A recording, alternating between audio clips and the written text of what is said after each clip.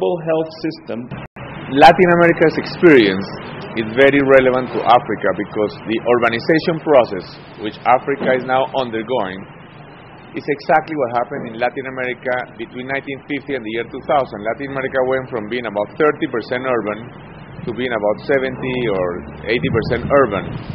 And in this process, from going from 30 to 70% urban, Latin American cities population grew by more than 1,000%. So I think the exact same thing is going to happen in Kenya, for example. So Nairobi's population, which is today about 3.5 million people, will be easily 20 million people in the future, at least.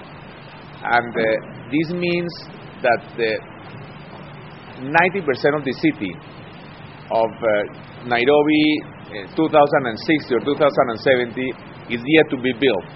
Everything has to be built, and it's possible to create a city that is a great city, much better and different than the advanced European or American cities. It can have ingredients that, for example, we can create a city with hundreds of kilometers of only pedestrian and bicycle promenades, which would make life so much better and happier, and it would make safe to move about by bicycle, for example, and it would be a place for integration where everybody would be there as equal.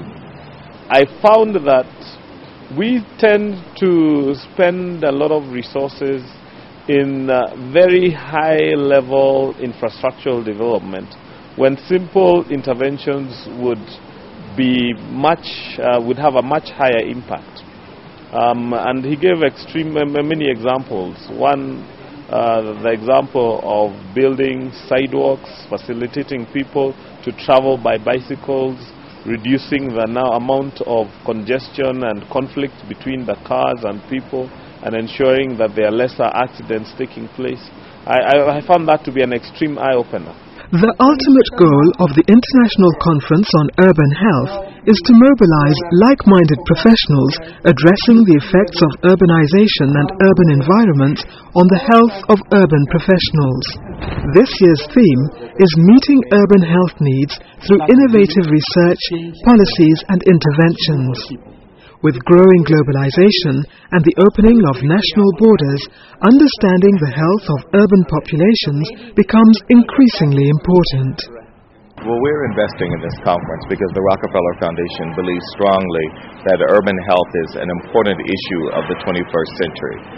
Cities around the world, but particularly in Africa, are vulnerable, and we need new strategies and new solutions to the challenges of urbanization. Health is a critical, central issue. We must have healthy communities, and in order to have healthy communities, we need trained professionals, strong health systems, better housing and sanitation, and access to water.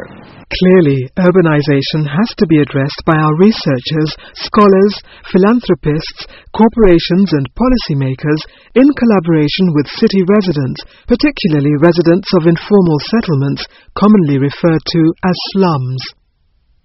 Cities are dynamic places where highly resourceful people come in search of opportunities. Indeed, today, half of the global population currently lives in cities. By the end of the century, 3/4 of the global population will reside in cities. It will be critical that these built-up spaces hosting over half of mankind have sustainable urban health programs. A truly advanced city is not one which has highways or subways. An advanced city is one where rich and poor meet as equals in public pedestrian spaces, in parks, in sidewalks, in public transport, in cultural events. Therefore, the most important piece of a democratic city's infrastructure are footpaths, sidewalks, pavements.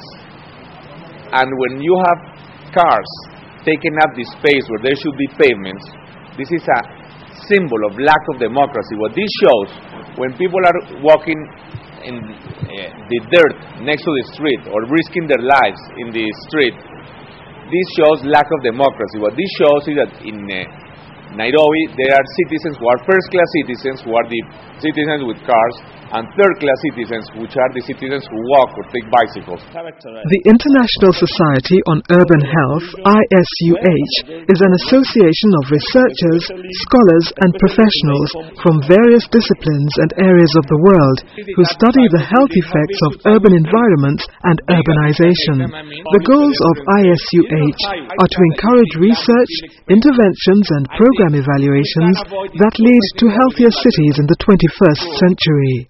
Well, the high concept is that this conference really manifests a call to action for the world, but particularly for Africa and African leaders.